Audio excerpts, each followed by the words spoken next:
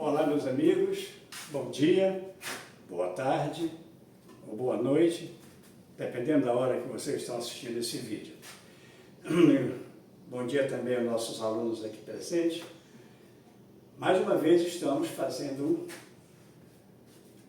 a aula, dando prosseguimento com essa aqui seria a aula 4, tá? Seria não, vai ser a aula 4. Como eu prometi para vocês, nós já vamos entrar nas abelhas propriamente dita. A gente veio ler do introito, né?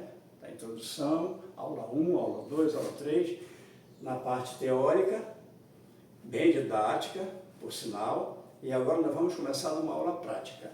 Só que é uma aula prática, por enquanto, que eu vou mostrar para vocês o que a gente vai utilizar lá no campo, lá no apiário, tá?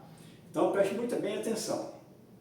Tudo que eu mostrar aqui, nós vamos associar à prática lá, tá? Que é para vocês poderem ter noção exata de como funciona a apicultura.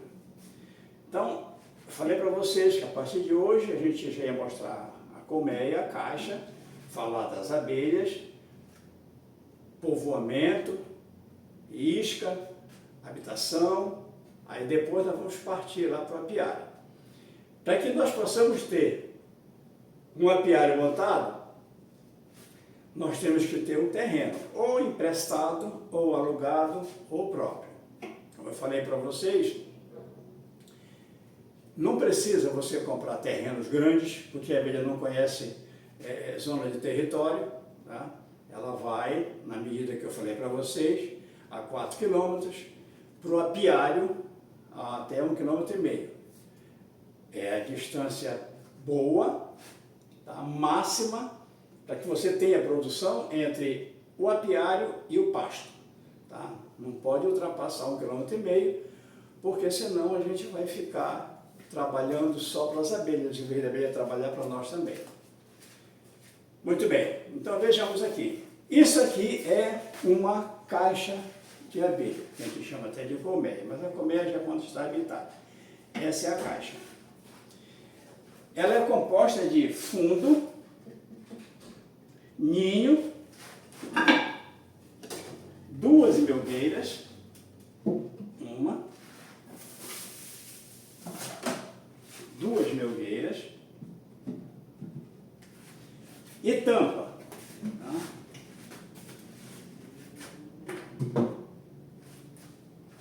Composição de uma caixa: fundo, ninho, 2 melgueiras e tampa. Por que essa composição ela é separada? Porque o fundo vem de separado do ninho. Tá certo? Repetindo.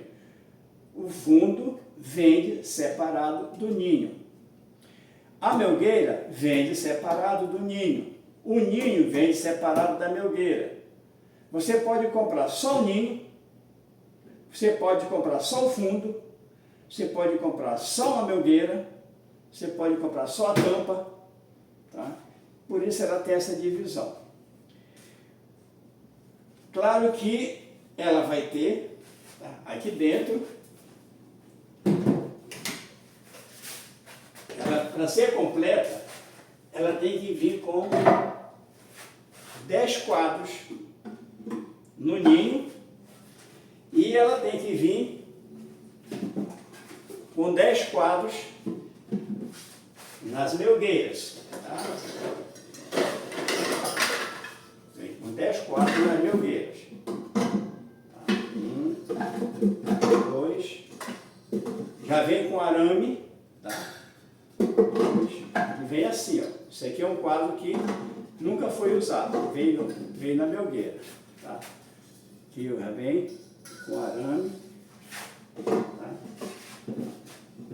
Então vem 10 quadros no ninho, 10 quadros nas melgueiras, 10 numa melgueira e 10 na outra. Muito bem, isso se chama uma colmeia completa. Deu para entender? Vocês entenderam também aí? Fundo, ninho, 2 melgueiras e tampa. O ninho vem com 10 quadros, né? Foi mostrado aqui, 10 quadros. puro, sem cera. E cada uma melgueira com 10 quadros também. E a tampa? A tampa, tá? Ela pode ser dessa forma, que eu mostrei aqui para vocês, essa daqui, tá? Pode ser assim. Ela não vem com isso aqui, eu coloquei, eu vou explicar depois por que eu coloquei essa travessa aqui, tá? Ela vem lisa aqui em cima. E eu botei essa travessa em cima. Ela vem assim. E pode ser só assim também. Com essa travessa em cima, às vezes ela já vem. Tá? Às vezes ela pode vir só para você colocar embaixo. Isso aqui é para ela não cair. Mas aí você coloca uma travessa em cima. Eu vou explicar por que essa travessa depois. Então, essa é a primeira parte, tá? Você vai comprar as caixas completas. Aí você me pergunta, mas por quê? Por que eu não posso comprar com uma melgueira só? Muito simples. Você comprando com uma melgueira só, quando as abelhas começarem na época da produção a encher de mel aqui, você tem que ficar monitorando ali, que é para quando encher esses quadros estiverem completos, você vai retirar esse mel. Você retirando esse mel, se você tirar no mesmo dia e trouxer no mesmo dia também, o quadro para colocar em cima, as abelhas vão lamber aquela cera, que fica melada de mel ainda, a cera, os quadros, vão lamber para você colocar aqui em cima. Então você está perdendo pelo menos um dia de produção. Um dia de produção. Numa florada boa faz muita diferença. Faz muita diferença. As duas melgueiras é porque você sempre deve colocar uma só. A caixa está forte, entrou na época de florada, ela está cheia já, você abre a caixa e ela já está com os 10 quadros do ninho cheios. Aí você bota a primeira melgueira, sempre em cima. Geralmente, florada boa, rainha nova, caixa forte, 15 dias ela está cheia de mel. Com 10 dias, 12 dias, o mel já está praticamente operculado, eu vou mostrar para vocês depois. O que vai acontecer? Você vai suspender, tira essa melgueira, bota outra embaixo dela, e essa, como já está cheia de mel, mas ainda está mel verde, você coloca em cima. Eu vou mostrar para você passo a passo. Dessa forma aqui.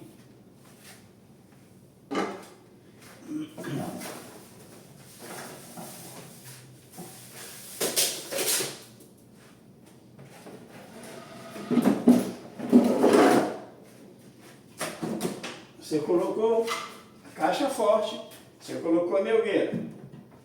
Tá? Vai colocar a melgueira com os quadros com cera alveolada. Tá? Quadro com cera alveolada. Incrustado, os arames aqui bem esticado e solda aqui, que é para ela não, com o calor, ela não dobrar. Então você coloca os quadros aqui. Uma semana depois, ou 10 dias, 12 dias, esse quadro já está assim, puxado, a gente chama de puxado, e cheio de mel. Só que esse mel está verde, você não pode retirar o mel verde. O mel só pode ser retirado, para evitar fermentação, pelo menos 70% operculado, maduro, porque quando o mel está maduro, a abelha fecha, ela faz uma cera especial, que nós chamamos de cera de opérculo. Aí ele disse que ela está operculada, pelo menos 70%. Eu, particularmente, só tiro 100% operculado, que aí não corre risco nenhum de fermentação, mel verde fermenta. Então, o que vai acontecer? Você vai chegar aqui com 10, 12 dias, 15 dias, essa caixa está cheia de mel aqui. O que é que você faz? Tira essa caixa, bota uma outra melgueira, com cera alveolada, tá? E volta com essa caixa, com essa melgueira, para cima. Ou seja, uma vazia, que a gente chama vazia, quer dizer, sem mel, embaixo, e essa já com mel verde, alguns até operculados, aqui em cima. Por quê? Enquanto esse mel vai sendo desidratado para amadurecer, ela já vai colocando aqui embaixo mel novamente. Porque ela está constantemente trabalhando, de 4 horas da manhã, 5 horas, até 5 e meia, 6 da tarde. Tá direto. 60, 70, 80, 100 mil abelhas trabalhando. São 15 dias que esse mel está pronto. Quando você for tirar esse mel aqui, já está 100% operculado. Esse mel que estava verde, que você botou para cima, botou uma cera alveolada embaixo, outra caixa, cera alveolada. Esse mel daqui a uma semana, mais ou menos, já vai estar 100% operculado. Você retira esses quadros, levanta essa, que já vai estar, tira essa melgueira. E essa daqui já vai estar com mel verde, não está maduro. Você faz a mesma coisa, suspende ele e coloca outra melgueira embaixo. Então, é sempre bom ter mais de 2 melgueiras. Mas isso é com o tempo, tá? Por quê? Se você tiver só 2 melgueiras, aquele que nós tiramos que estava 100% operculado, você leva, centrifuga o mel, quando você voltar, ele vai estar com essa cera. Tá desse jeito, tá? Só que ela está toda melada de mel. Não, você pode até vir com ela melada e colocar embaixo dessa daqui. Essa daqui já está boa, né? Você suspende e ela vem com outra embaixo. Então você fica fazendo rotação com 2 melgueiras só, até você ter, né, dinheiro suficiente com a venda dos médicos, você vai ter, obviamente, né? Você compra outras melgueiras, uma melgueira separada, ou faz, tá? Depois eu vou passar as medidas para vocês. Então, isso aqui é a composição de um ninho. Muito bem. Um detalhe muito importante, tá? Um detalhe muitíssimo importante. Tem as caixas. Essa daqui foi um fundo que eu fiz. Por quê? Porque o fundo apodreceu, eu não comprei. Eu tenho minha serra circular, tenho minhas ferramentas, eu mesmo fiz. Mas as caixas vêm com fundo reversível. O que é fundo reversível? Fundo reversível é isso aqui, ó. Tá vendo? É isso aqui. Porque esse fundo, ele não vem pregado, ele vem separado. Por isso que ele vem separado também. E as pessoas falam que você bota aqui em cima, e se alguém for um dia, né, com má intenção for roubar suas caixas, quando ele levantar aqui, o fundo cai. Tá? Mas nem sempre vai cair, porque ela opercula logo aqui por dentro, ela bota logo próprios aqui por dentro, né? E não vai sair esse fundo tão facilmente. Pode até cair mais tarde. Mas ele é reversível, por uma razão muito simples. Esse fundo aqui, você usa essa parte mais alta, que tem 2 centímetros. No verão, quando chega o inverno, você tira esse fundo e investe e coloca essa parte mais fina que aqui é 1 centímetro. Para diminuir a boca do alvado, que é para evitar que entre muito vento aqui. E vai dificultar as abelhas em fazer o aquecimento da colmeia, da caixa. Tá? Então, por isso que ele é reversível, porque você pode inverter um lado ou outro. Deu para entender? Então, aqui são 2 centímetros, tá? 2 centímetros. Chega no inverno, você vira, e esse daqui é 1 centímetro, tá? Vai facilitar impedir que entre muito ar, muito vento frio e vá causar problema na colmeia. Só que isso aqui, esse tipo de fundo reversível, esse sistema aqui, é muito usado no sul e no sudeste. Nós estamos na região amazônica, do estado do Pará. Então, aqui na nossa região amazônica, nós temos só 2 estações, o inverno amazônico e o verão amazônico. Agora, nós estamos em dezembro, já vai começar o nosso inverno amazônico. Muito bem. Eu não uso o fundo solto. E eu aconselho vocês a não usarem também. Por quê? Por uma razão muito simples. Se eu tiver que transportar uma caixa de um canto para outro, eu não preciso estar amarrando, eu não preciso estar pregando pedaço de madeira aqui. Tá? Isso, muitos colegas usaram, e eu sempre fui contra. Ainda tem gente que usa hoje, né? Deixa o fundo solto, mas eles botam aqui um pedaço de madeira, aqui, outro aqui, prega, dá 2 pregos aqui, 2 pregos aqui, 2 aqui, 2 do lado de lá, que é para ficar o fundo preso. Só que esse prego enferruja, por causa da umidade, e esse ferrugem vai deteriorando a madeira. Às vezes você vai tirar daqui e já está podre aqui. Então uma caixa apodrece mais rápido do que se você fizer o fundo fixo. Então eu faço o fundo fixo. Com relação a esse alvado aqui, ele é fixo. Aí você diz assim, ah professor, mas o senhor botou o fundo fixo, e quando chegar no inverno? É simples. Tem o redutor de alvado, 2 pedaços de madeira. Chega no inverno, eu boto aqui, eu fico aqui com 2 centímetros para entrar e sair. Então eu vou manter, ele é pesado, né? As abelhas não empurram ele para fora, ajuda a proteger de predadores também, né? Ele só vai ter essa parte aqui para o predador poder entrar, e aqui elas vão defender muito bem a casa delas, tá? As guardiãs ficam por aqui, ficam aqui por fora, vão defender muito bem. Se eu precisar fazer uma alimentação artificial, que eu vou ensinar para vocês, eu tiro esse redutor e boto o menor, e boto aqui o alimentador e fica exatamente aqui 1 centímetro.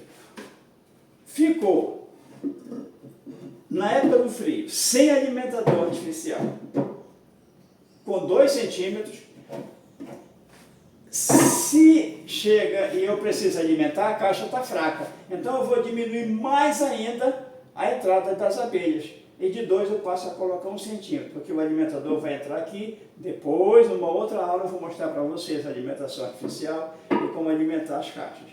Então eu faço isso, tá? O que acontece? Eu vou fazer o fundo fixo e vou usar o redutor de alvado.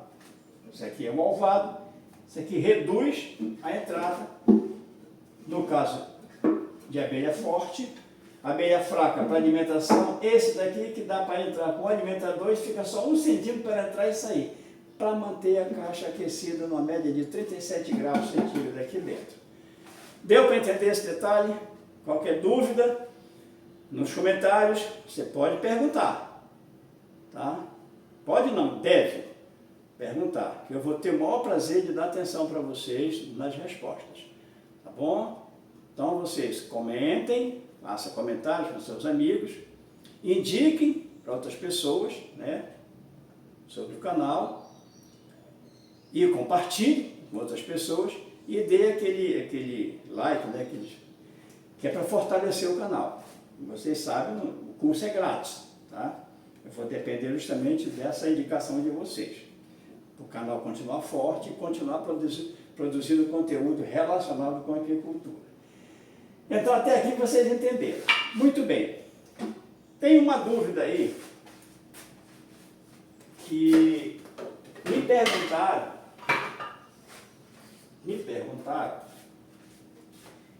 mas eu não respondi ainda. Eu deixei para responder aqui, porque eu sei que vai ser dúvida para muitas pessoas lá na frente. Se porventura esse fundo apodrecer só essa parte aqui, porque você vai observar bem, tá? Foram várias tábuas, 3 tábuas que eu emendei e fiz o fundo, tá? Se uma dessas madeiras aqui estragarem, eu vou tirar esse fundo, trocar essa madeira, dificilmente eu vou voltar para essa mesma caixa que está aqui, tá? Dificilmente eu vou voltar para essa mesma caixa que está aqui.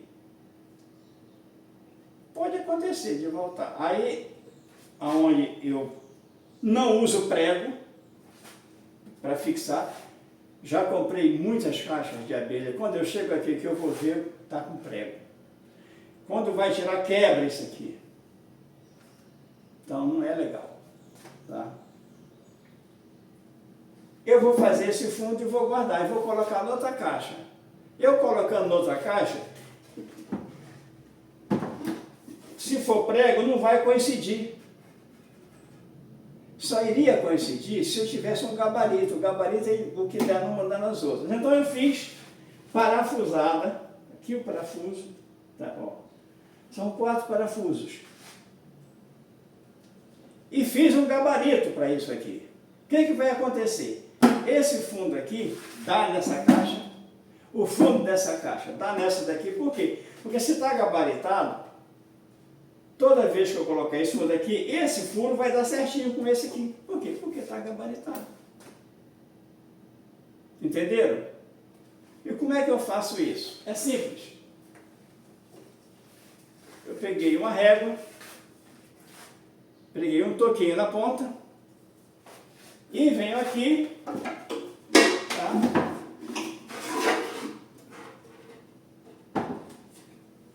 E vou fazer isso aqui, ó.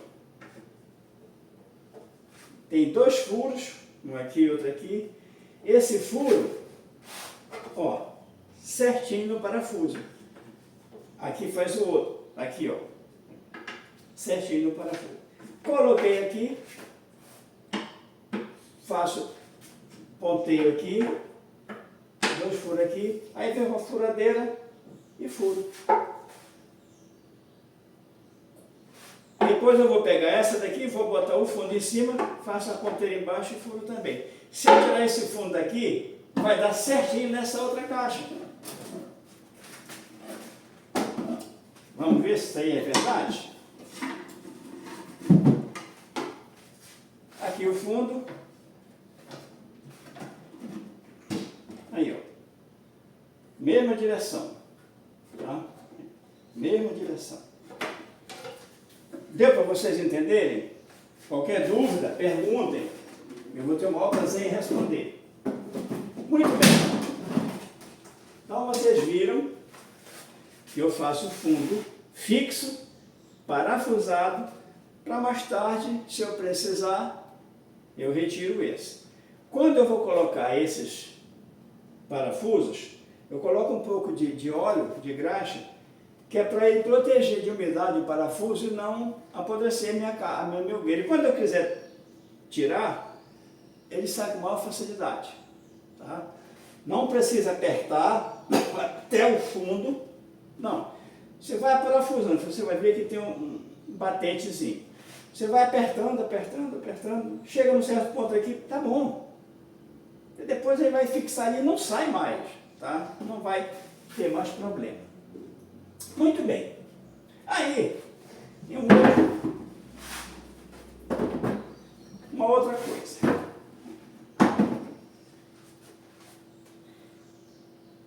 O fundo das minhas caixas, eu não escrevo aqui o número das caixas. Os meus números são reversíveis. Tá? Os meus números são reversíveis. Se eu escrever isso aqui, por exemplo, a caixa 35, eu vou tirar esse fundo para consertar. Eu vou botar essa caixa no outro canto. Aí eu vou transferir o 35 para essa caixa vai ficar com o número 35 a vida inteira. Se apodrecer e eu tirar ela e entrar em um outro enxame, eu vou botar no lugar daquela 35. Aí eu vou escrever na outra caixa que eu botei 35. Porque a caixa 35 eu estava fazendo um reparo. Então ficou o espaço lá no apiário. Tá? Tipo assim. Vamos imaginar que isso aqui nós tenhamos aqui as caixas. Tá? Essa aqui é 32, 33, essa aqui é 34, essa aqui é 35 e essa daqui é a 36, certo? Essa caixa aqui, 35, ela estragou. O número está gravado aqui, com tinta. Eu tiro para fazer um reparo. Apodreceu aqui, ó. Acontece muito, tem muitas caixas para trocar. Aí você entra um enxame, numa caixa de isca sua, por aí. Só que essa caixa saiu para fazer reparo. Então você tem a 33, 34, 36, 37, 38, 42, está essa vaga aqui. Aí você vem aqui, bota esse enxame que entrou e vai escrever na caixa 35. Então vai ficar 35 nessa caixa nova e 35 na caixa que você levou para fazer reparo. O que é que você vai ter? Raspa isso daqui, vai gastar dinheiro, com tinta e tempo para fazer isso. Eu faço números reversíveis. Como é esse número reversível? É simples. Você vai em fábrica de móveis e pega aqueles retalhos de fórmica, tá? Aqui, retalho de fórmica, tá? Corto os quadrados, tá? Corto os quadrados, aí você vai ter que determinar o tamanho que você quer, tá? Esse meu aqui, por exemplo, eu tenho uma medida padrão também para ela, tá? Cadê minha régua daqui que sumiu? Cadê minha régua? Sumiu minha régua daqui. Eu tenho uma medida padrão. Eu vou procurar a régua depois para... Vê se está por aí, meu filho. Está por aí não? Achou não? Tá, depois eu dou a medida para vocês. Aí, eu furo aqui e penduro isso aqui numa argola, tá? Aqui a régua. Aqui, ó. Eu corto, tá? Ela tem 15 por 11. 15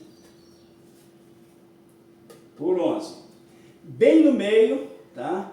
Com 1 centímetro de distância daqui da borda, eu faço um buraquinho. Então fico com uma placa com um furo aqui no meio. Tá bom? Muito bem.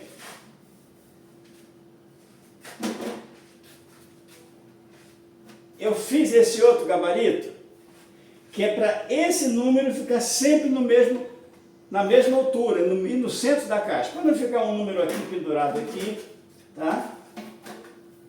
Outro número aqui, outro número aqui, outro aqui embaixo, outro aqui em cima. Eu sou meio meticuloso, tá? Eu gosto das coisas bem arrumadinhas. Eu fiz um gabarito também, tudo meu é gabaritado. Isso diminui o seu tempo, tá? Você tem que estar cortando cera, tem que estar derretendo cera, tem que estar esticando arame, reesticando arame, colocando arame novo, raspando próprios. Então, o apicultor tem uma rotina de trabalho intensa. Então, ele precisa de tempo. Se você tem tudo padronizado, você perde pouquíssimo tempo para fazer determinada coisa. Então, isso daqui eu coloco aqui, tá? Você vai observar que o fundo está aqui. O fundo está aqui, tá? Daqui para cima é a caixa, daqui para baixo é o fundo. Você tem duas opções, ou faz um gabarito pegando do fundo para cá, eu faço aqui, ó, da caixa para cima, tá? Se o fundo vem até aqui, daqui para cima é caixa, então isso vem aqui, e aqui eu faço uma marquinha e faço um furo, tá aqui. E boto uma argola, tá? Boto uma argola. Daqui a pouco eu vou mostrar para vocês como é que eu faço, como é que eu boto essa argola aí. Então a gente viu o fundo padronizado, tá? A gente viu fundo reversível, tá? A gente viu a padronização do número reversível, tá? Isso aqui a gente vai mostrar para vocês na prática, lá no apiário, como é que se faz isso. Deu para vocês entenderem direitinho? Alguma dúvida? Me pergunte. Essa parte da caixa está finalizada. Agora nós vamos entrar na família das abelhas. Depois que nós entrarmos na família das abelhas, a gente vai entrar na como adquirir as abelhas, né? Vou mostrar para vocês o que é um enxame voador, o que é um enxame habitado, o que é um enxame de isca, e comprar divisão para aumentar a nossa quantidade de enxame. Mas para isso, nós precisamos primeiro ver isso aqui, porque tem algumas particularidades que você precisa saber, que é para que você possa aplicar certinho no seu dia a dia. Então vamos lá. As abelhas, tá? É da classe Insect, da ordem dos Hymenopteras, ou Hymenoptera, do gênero Apis, espécie melífera. Então, isso aqui é uma fisiologia biológica das abelhas, né? Classe Insecta, ordem Hymenoptera, gênero Apis, espécie melífera. As nossas abelhas são abelhas Apis melífera, tá? Africanizada.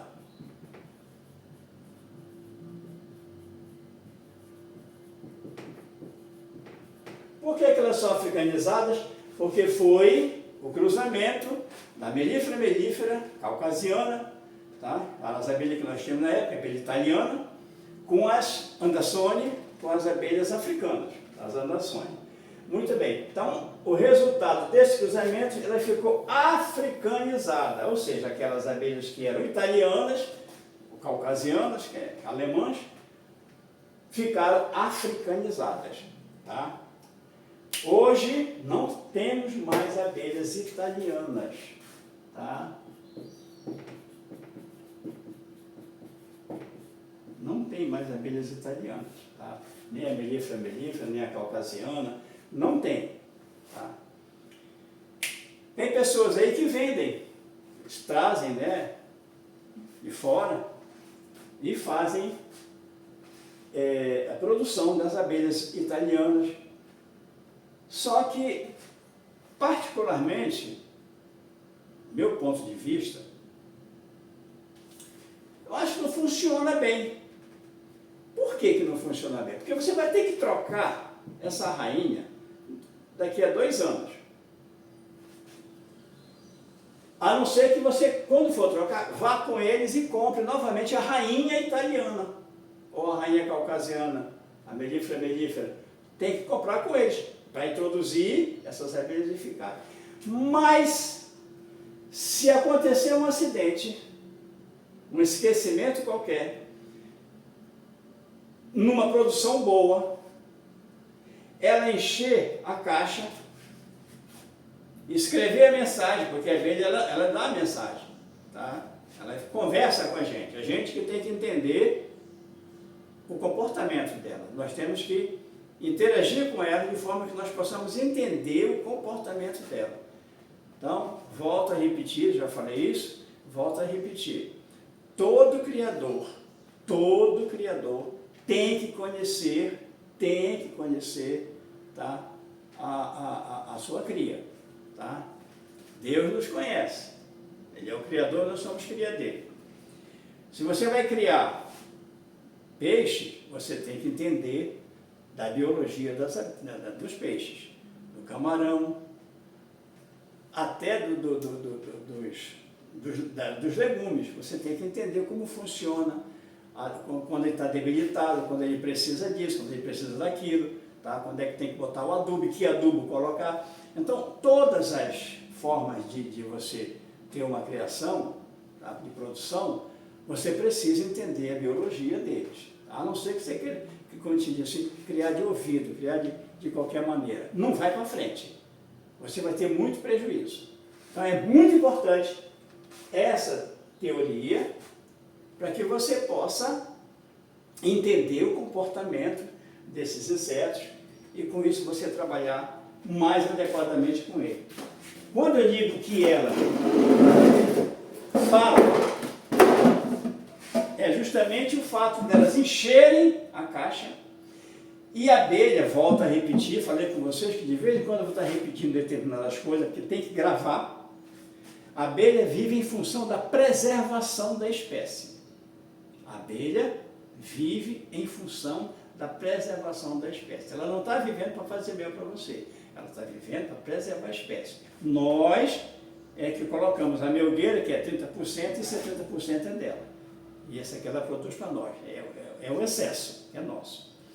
Então, quando você tem uma abelha forte, que a caixa está cheia, ela começa a puxar favos aqui em cima, aqui na tampa, porque não tem mais aonde ela crescer. A rainha está botando o ovo, tá? A rainha está botando o ovo. A abelha está morrendo menos do que nascendo, ou seja, a natalidade está sendo maior do que a mortandade. A tendência é a caixa crescer. Como elas vivem em função da preservação da espécie, quando ela sente que não tem mais para onde crescer, a rainha faz uma princesa, né? As abelhas elegem ali, faz uma princesa, e a rainha leva mais da metade do enxame, que é para desocupar espaço aqui, para elas poderem preservar a espécie. Então, ela escreve aqui, justamente são, aqui, ó, porque eu já raspei, tá? Mas são escritas, né, favos começando a ser puxados, como quem está dizendo assim: ô fulano, estou precisando de espaço, eu quero sobreviver, se você não me der espaço eu vou embora. Então quando ela começou a escrever aqui, você já sabe que está precisando de espaço, aí vem com a melgueira e bota em cima. Nesse caso que eu estava falando aqui, é justamente isso. Ela chega aqui, a abelha que você comprou, a rainha que você comprou nova, cresceu, o enxame, está forte, você não entendeu essa leitura que ela estava escrevendo aqui, não põe a caixa, ela vai enxamear, porque ela vive em função da preservação da espécie. Então ela vai enxamear. No momento que ela enxameia, a princesa que ficou aqui vai cruzar com o zangão do mato africanizado, aquele enxame que você comprou, e não deve ser barato, né? Você comprou uma rainha, você compra um enxame, tá? Se você comprar só a rainha, vai introduzir ali e com o tempo ela vai produzir dela mesma, tá? Aquele enxame vai morrendo e vai nascendo as puras, né? As italianas puras. Só que quando acontecer a enxameagem, ela vai cruzar com outra, aí aquilo que você gastou, até certo ponto é caro, esse material, você vai estragar tudo. A não ser, volto a repetir, você compra e dê assistência continuamente para não deixar aquela rainha enxamear. Aí sim você vai ter o enxame. Porque essas abelhas italianas, eu cheguei a trabalhar com elas 50 anos atrás, eu trabalhei, ainda tinha aqui ainda. Eu tinha uns enxames aí na casa dos meus mestres de apicultura, lá no Rio, eu trabalhei. É muito tranquilo, tá?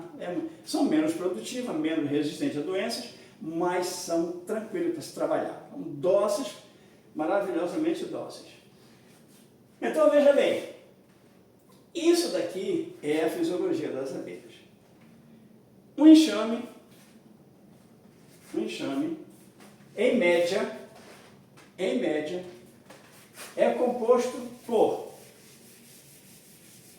60 mil operários.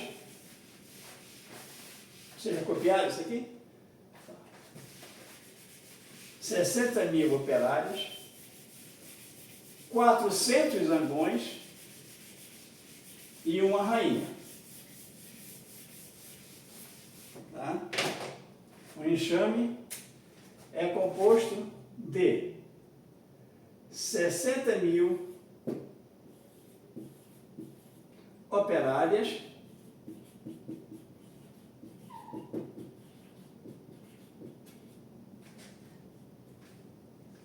400 zangões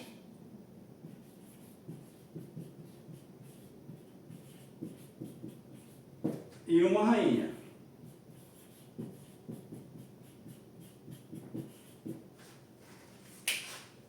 Isso em média. Isso em média.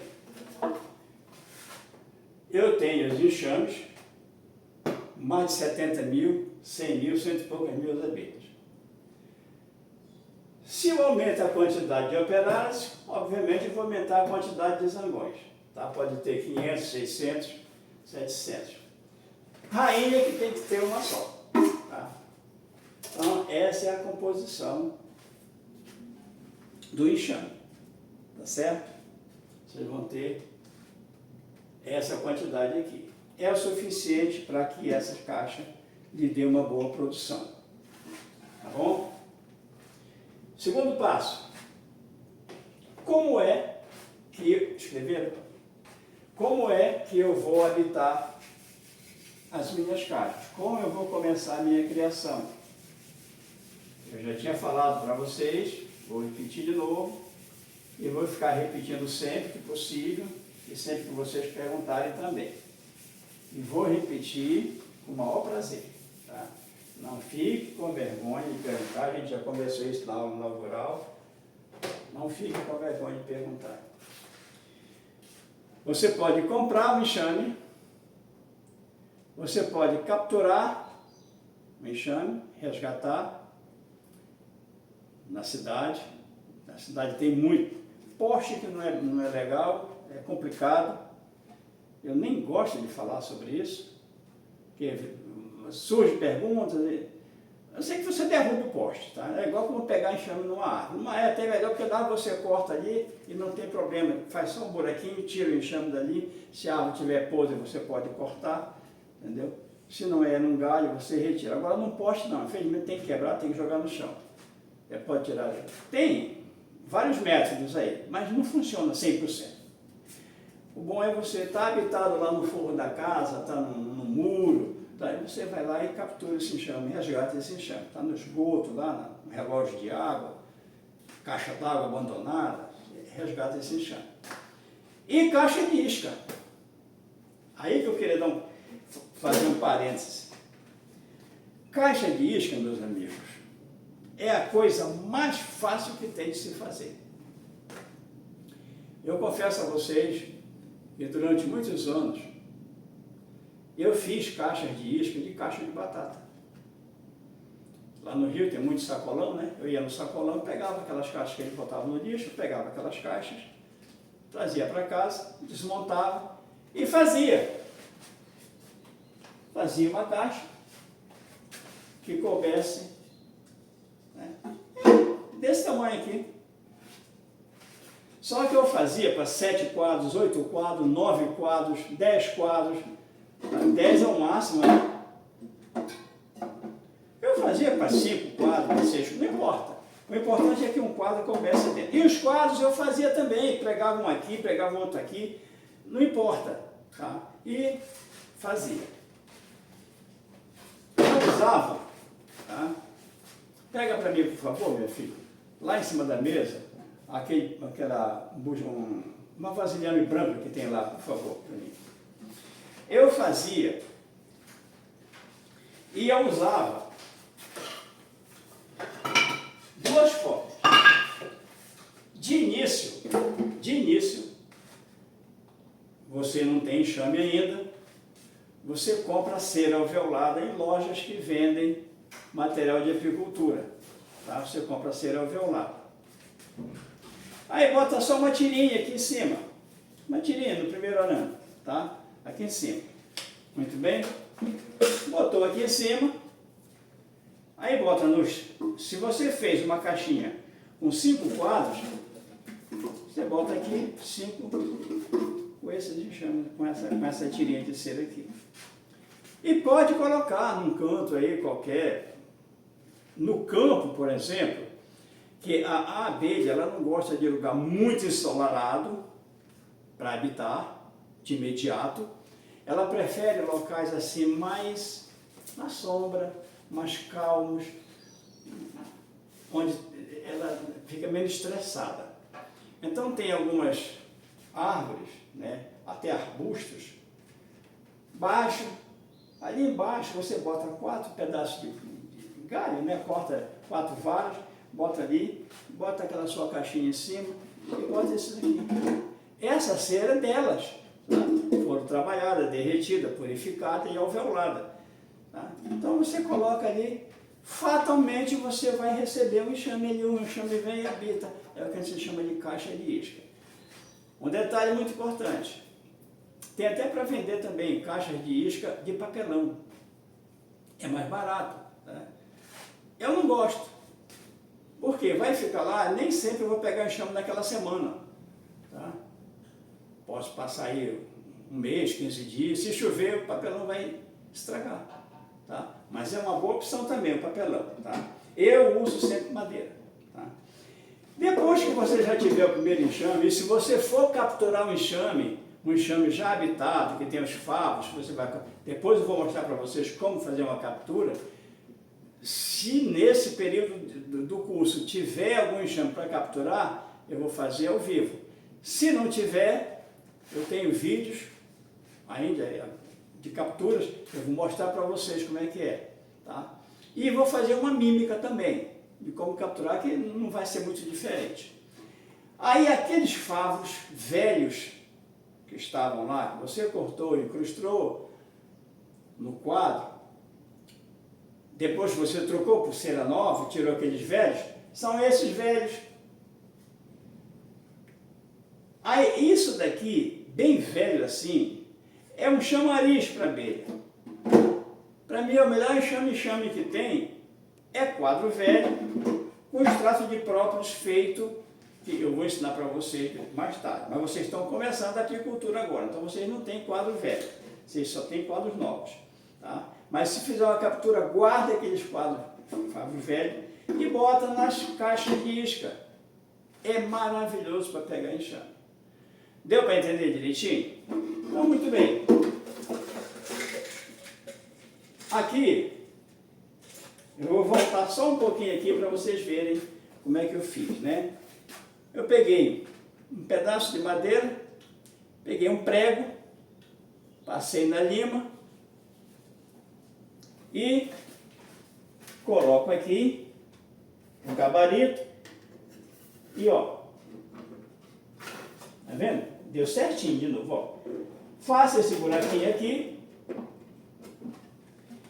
Eu comprei, pode ser aqueles pregos chatos também, mas eu comprei esse ganchinho aqui pequeno, tá? Tem na loja de ferragem para vender. Aí você vem aqui, ó, não precisa enfiar até embaixo também.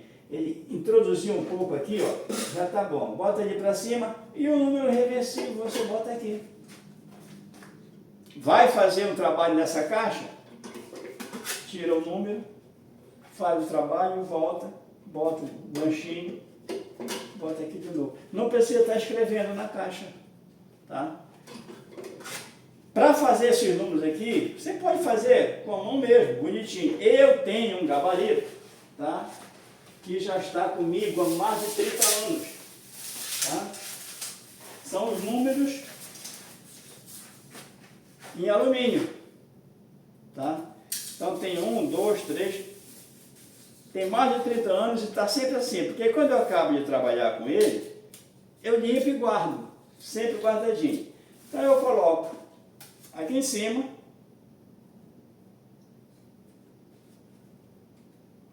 e com o color jet, né? Pinta aqui 1 e o 0, tá? Aí, ó. 0, pinta de novo, pronto. Até eu tenho 01, 02, 03, 0 caixa, até a caixa 100. Então, é simples de fazer. Tá? Então, tudo gabaritado. Ficou essa parte que eu estava sem um ganchinho aqui, que estava lá na frente, e agora veio. Eu tive que interromper por causa disso. Mas, voltando para cá, é assim que faz a habitação da primeira caixa. Alguma dúvida? Dá o joinha, comenta, compartilha, pergunta e a resposta vai para vocês, tá bom? Então, a gente encerrou, por enquanto, a 4ª aula. A 5ª aula, vamos ver o que a gente vai dar agora na 5ª aula. são o grupo de rainhas, o grupo de zangão, postura da rainha. Vamos entrar em postura da rainha e as operárias também. Tá bom? Até já, muito obrigado, que Deus abençoe e até a próxima.